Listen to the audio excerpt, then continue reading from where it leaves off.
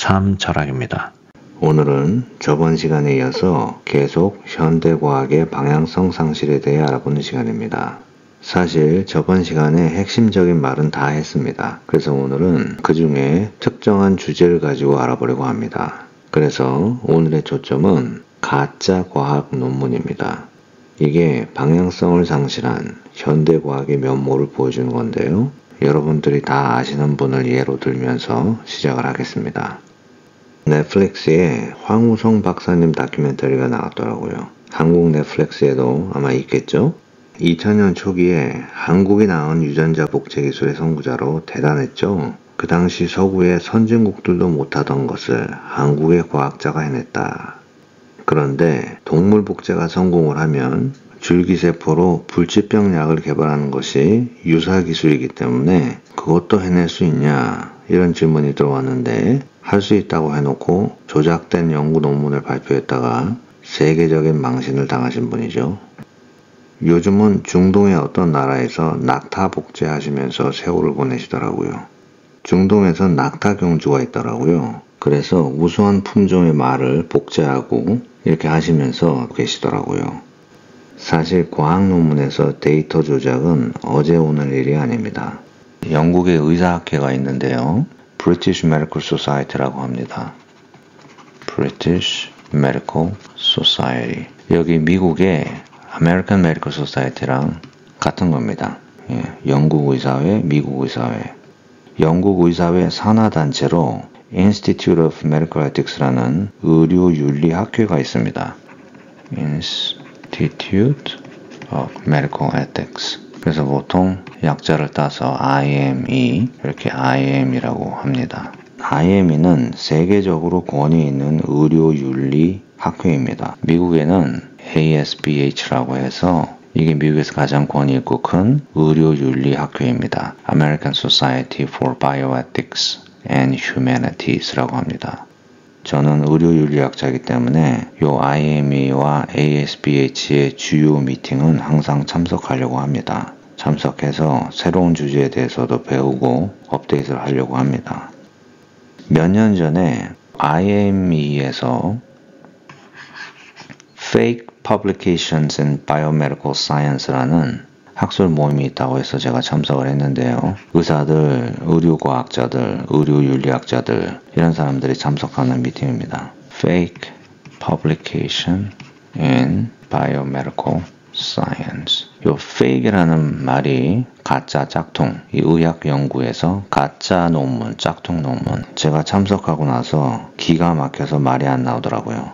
먼저 제가 이 세미나에 참석하기 전에 이미 알고 있던 것부터 말씀을 드리겠습니다. 현재 출간되는 의학 논문은 거의 오리지널 실험은 없고 똑같은 실험을 다른 세팅에서 하는 Replicated Clinical Trial이라고 하는데요. 재생 실험이라고 합니다.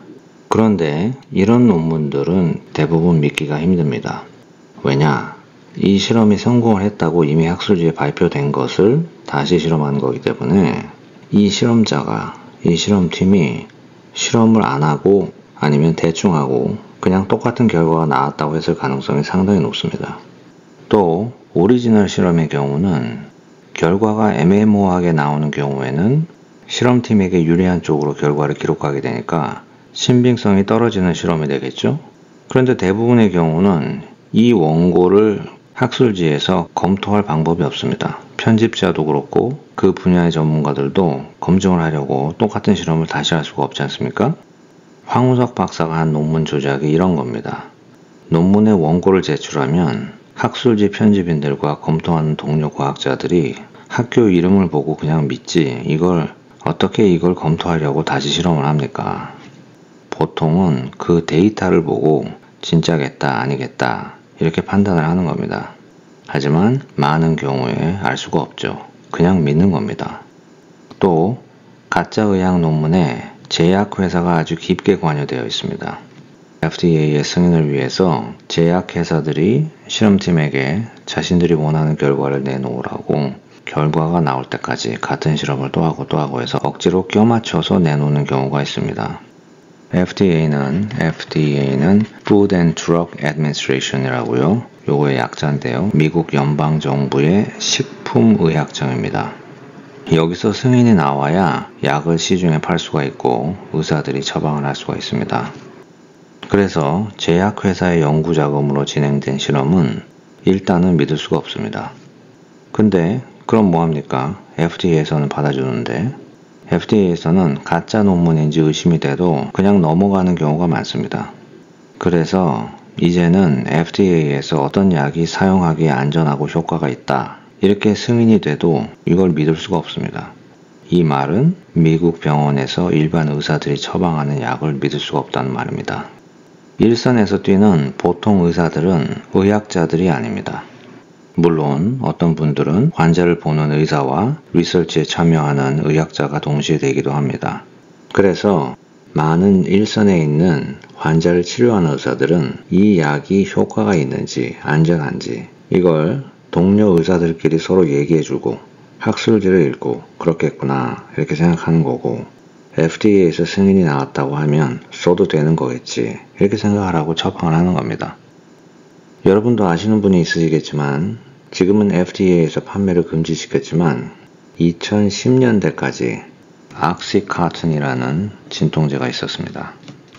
옥시카틴. 이게 마약 성분으로 된 진통제인데요. 1995년에 FDA에서 마약 성분이 있지만 중독이 되지 않는 효과적인 진통제로 처방 허가가 나온 겁니다. 그래서 의사들이 FDA 승인된 진통제니까 환자들에게 처방을 했죠. 그런데 어떻게 됐죠? 아시는 분이 있으시면 미국에서 1990년 말에서 2010년 동안 미국의 CDC라는 연방질병통제센터의 통계로는 46만 명이 옥시카틴 때문에 마약 중독으로 죽었다는 거예요. 근데 이건 정부 통계고 실제로는 이거보다 훨씬 많이 죽었습니다. 이런 사례가 있습니다. 미국에 아주 유명한 변호사인데 교통사고가 나서 병원에 입원을 했는데 의사가 이 마약 진통제를 줘서 퇴원하고 나니까 마약 중독이 됐어요. 그래서 거리로 헤매면서 불법 마약을 사서 하고 하다가 이혼당하고 결국 길거리에서 마약 중독 상태로 죽었어요. 이런 사례들이 굉장히 많았습니다. 미국에서.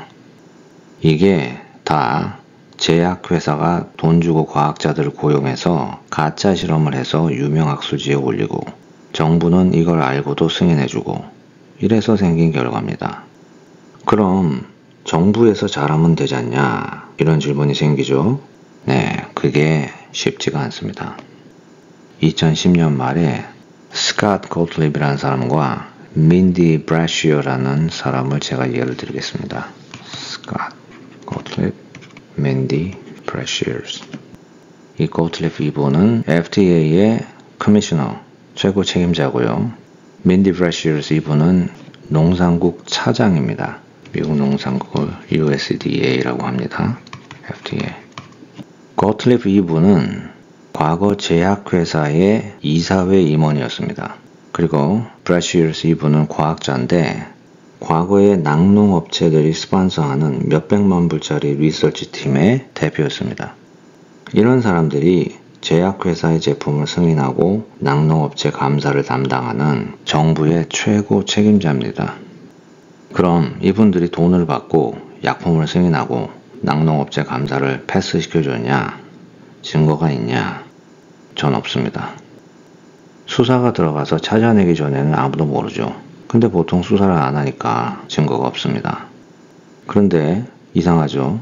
이 사람들이 대통령에게 지명이 돼서 FDA, USDA를 맡게 된다고 하니까 제약회사, 비료회사, 낙농업체들이 엄청나게 기뻐하고 환호했습니다. 왜죠? 뻔하죠. 다 이 사람들이 그 회사 사장들과 친구고 제약회사도 같이 운영하고 연구도 하고 하던 사람인데 어떻게 주거니 받거니를 안 합니까? 이 회사들한테 돈도 더 받고 승인도 더 잘해주고 가짜 논문도 그냥 넘어가주고 이렇게 다 하죠. 네, 그럼 다시 영국 의료윤리학회 세미나로 돌아가겠습니다. 지금까지 제가 말한 게 이 학회 참석 전에 제가 이미 알고 있던 사실들입니다. 그런데 이 세미나에서 보니까 기가 막혀서 말이 안 나오더라고요. 명문대 교수조차도 대놓고 데이터 조작을 하는 걸 보고 놀랐습니다. 몇 주 전에도 이런 일이 있었습니다. 미국의 스탠포드 대학교 총장이 자신이 10년 전에 썼던 과학 논문이 조작된 데이터로 된 가짜 논문이라는 게 스탠포드 학부 학생에게 들통이 나서 자리에서 물러났습니다. 이분은 신경과학 계통의 권위자라는 분이었는데 이분이 유명 학술지에 기고한 논문이 조작된 가짜 논문이라는 게 드러난 겁니다. 황우석 박사를 특별히 비난할 게 아니죠. 황 박사님은 운이 안 좋은 거죠. 시대가 2000년 초고 주제가 또 너무 눈에 띄는 주제였어요. 지금은 황 박사님 같은 케이스가 과학 논문에 난무하는 그런 시대라는 겁니다. 그래서 이 세미나의 결론이 뭐였냐? 첫째는 유명 의학 저널에 발표됐다고 해서 그 실험 결과를 환자 치료에 적용했다가는 큰일 난다는 거예요. 그리고 둘째는 지금은 정직하게 연구를 잘해서 좋은 결과를 얻은 과학자들이 오히려 손해를 보는 그런 시대라는 겁니다. 왜냐하면 지금은 의학자들끼리 서로 믿지를 않는데요. 의학지에 실린 기사를 진짜라고 믿지를 않는다는 거예요. 그 예가 뭐냐면요. dwarfism이라는 병이 있는데요. dwarfism. 요 dwarf라는 말이 영어로 난장이라는 말입니다. 그래서 이제 dwarfism 그러면 외소증이라고 하는데요. 한국어로 키가 자라지 않는 병. 이 유전병 외소증 환자는 당뇨병과 암이 걸리지 않는데요. 왜냐하면 외소증은 세포 성장을 억제하는 유전인자를 가지고 있기 때문에 암세포와 당뇨병을 일으키는 세포 성장을 억제한다는 거예요. 그래서 앞으로 당뇨병과 암 치료제를 이 외소증 환자가 가지고 있는 유전적 특질을 고려해서 연구하는 쪽으로 연구가 진행이 되고 있습니다.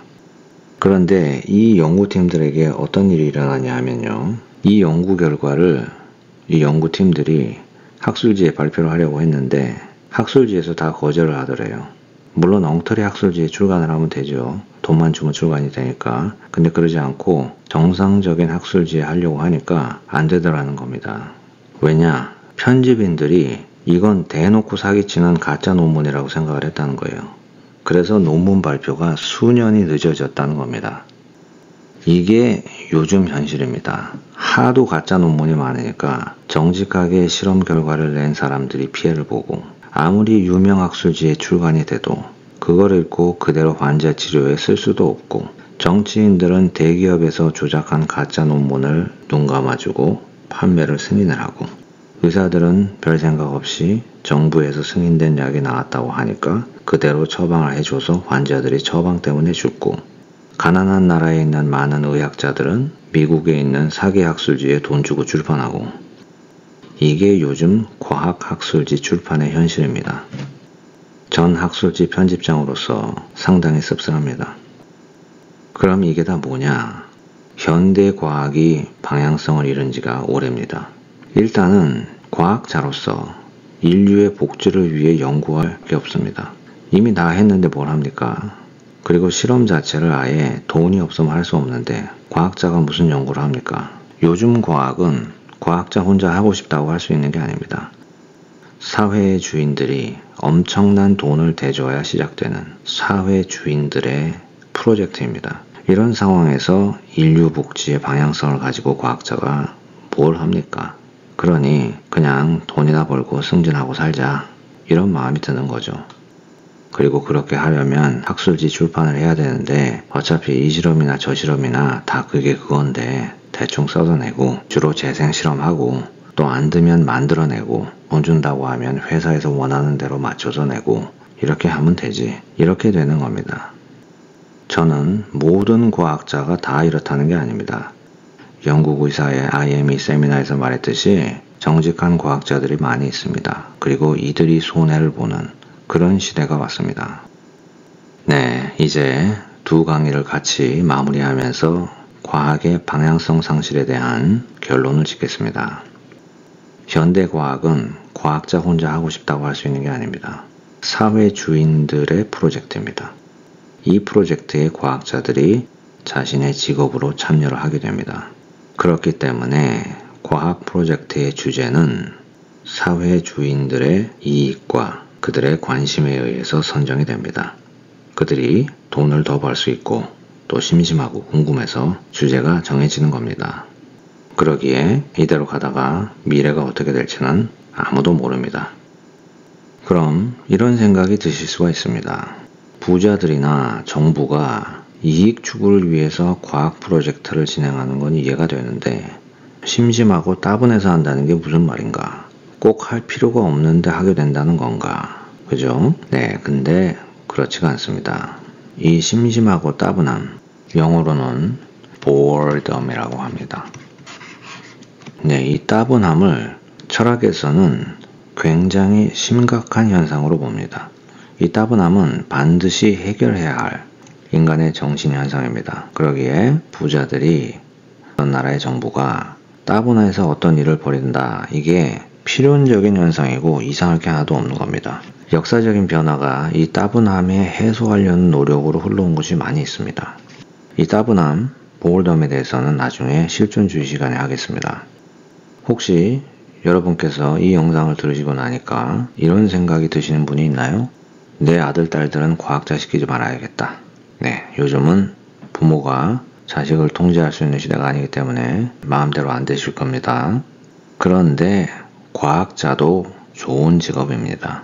하지만 달라진 이 세상에서 과학자라는 것이 뭔지를 알고 해야 되는 그런 직업이겠죠? 현대과학은 위인전에서 보는 과학자들이 하는 그런 과학이 아닙니다. 현대 존재하는 보통 직업과 별반 다를 것이 없는 그런 직업입니다. 우리가 직업을 가질 때 이게 인류 복지에 공헌을 하냐 이런 걸 생각하지 않잖아요? 과학자란 직업도 그런 겁니다. 하지만 제가 여기에 한 가지 조언을 한다면요. 좀 더 나은 과학자가 되려고 생각하시는 분은 좋은 인간이 되면 되죠. 네, 지금 이 시대에는 좋은 인간이 되려면 고민하는 인간이 되는 것이 필요하다는 생각이 듭니다. 철학자들 같이 과학자들도 처음 학생 때는 세상의 진리와 진실을 한번 알아보겠다는 순수한 마음으로 모두 공부를 시작을 하겠죠. 그리고 박사를 하고 실험실에서 일을 하고 하면서 서서히 이게 어디로 가고 있나 생각이 들 겁니다. 지금 내가 회사에서 실험실에서 하고 있는 이 연구들이 누구를 위한 거고 뭐를 하고 있는 건가 이런 고민을 하는 분들은 인생에 대해 생각하는 분들입니다. 저도 철학자로서 제가 직업으로 하고 있는 이 철학 활동이 어디로 가고 있는지를 늘 고민합니다. 철학의 경우는 과학보다는 예술의 경우와 가깝습니다. 예술도 철학도 현대 와서는 방향성을 상실했습니다. 우리는 참 특수한 시대에 살고 있는 것 같습니다. 저는 종말론자들이 말하듯이 우리가 살고 있는 이 시대가 지구의 마지막 시대다 이렇게 믿지는 않습니다. 하지만 우리가 인간으로서 그래도 인간성을 가지고 살아가는 마지막 세대일지도 모른다 이런 생각은 합니다. 그런 의미에서 저는 이 세대를 마지막 세대라고 부르고 싶습니다. 이 마지막 세대인 우리가 어떻게 하는 것이 인간답게 살아가는 것인가는 각자 모두가 고민해야 한다고 봅니다. 고민하는 삶을 사는 것이 참 중요한 것 같습니다. 그렇게 되면 과학하시는 분은 어떤 주제에 참여를 할 것인가, 어떤 과정으로 할 것인가, 어떻게 연구 자금을 어디서 받을 것인가 이런 것들에 대해서 자신의 양심이 허락하는 쪽으로 할 수 있을 것 같습니다. 물론 그렇다고 현대과학의 방향성이 바로 잡힌다든지 세상이 더 나은 쪽으로 갈 수 있다 이런 건 아니겠죠. 감사합니다.